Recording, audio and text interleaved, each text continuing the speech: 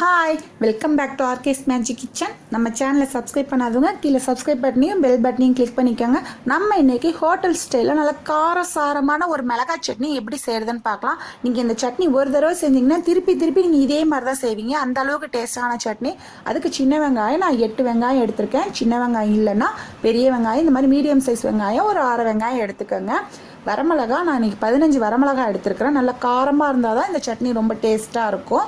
இப்போது தக்காளி பார்த்திங்கன்னா மீடியம் சைஸில் தக்காளி இந்த மாதிரி 2 எடுத்துக்கோங்க. பெரிய சைஸாக இருந்தாலும் 1 எடுத்துக்கலாம். இப்போது பூண்டு 8 பூண்டு பல் அளவு எடுத்துக்கோங்க. நான் நல்லெண்ணெய் தான் எடுத்துருக்கிறேன். இன்றைக்கி 4 டேபிள் ஸ்பூன் அளவு நல்லெண்ணெய் எடுத்துருக்கேன். நல்ல எண்ணெய் கொஞ்சம் ஜாஸ்தி இருந்தால் தான் சட்னி கொஞ்சம் நல்லாயிருக்கும். தாளிக்க கடுகு பருப்பு, கருவேப்பிலை, அவ்வளோதான். இப்போது ஒரு மிக்ஸி ஜார் எடுத்துக்கோங்க. எடுத்து வச்சுருக்க சின்ன வெங்காயத்தை போட்டுக்கோங்க.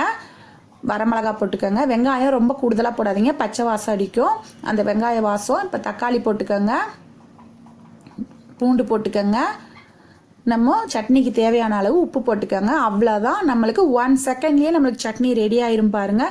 நீங்கள் இதை நல்லா நைஸாக பேஸ்ட் பண்ணிக்கிட்டிங்கன்னா வரமிளகா முழுவதும் அரைகிறதா இதில் விஷயம், வேறு ஒன்றுமே கிடையாது. பேஸ்ட் பண்ணிங்கன்னா நம்மளுக்கு உடனே சட்னி ரெடி ஆயிரும் பாருங்கள். நான் எந்த அளவுக்கு பேஸ்ட் பண்ணியிருக்கேன் பாருங்கள், நல்லா நைஸாக. இவ்வளோதான், ஈஸி, சிம்பிள். ஏன்னா இவங்க பச்சையாக அரைக்கிறாங்களேன்னு நினைக்காதீங்க. ஆனால் இந்த சட்னி செம்ம டேஸ்ட்டாக இருக்கும். நீங்கள் எண்ணெயில் தாளிக்கிறதுலேயே அவ்வளோ டேஸ்ட்டாக இருக்கும்.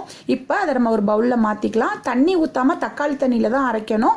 இப்போ ஒரு 1/2 டம்ளர் மட்டும் தண்ணி ஊற்றி மிக்சியை கழுவி ஊற்றிக்கிடலாம். ஏன்னா இந்த சட்னி கெட்டியாக இருந்தால் தான் நல்லாயிருக்கும். இப்போ ஒரு பேன் வச்சுக்கோங்க.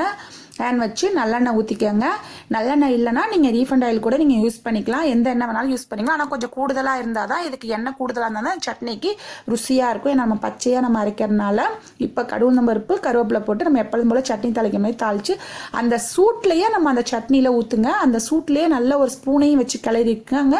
அப்போ தான் உள்ளே இருக்கிற சட்னி கொண்டு நம்மளுக்கு அந்த சூட்டில் வந்து ஃப்ளேவரும் சரி டேஸ்ட்டும் சரி ரொம்ப எம்மியாக இருக்கும் நம்மளுக்கு. நீங்கள் இது மாதிரி ஒரே ஒரு தடவை ட்ரை பண்ணுங்கள்.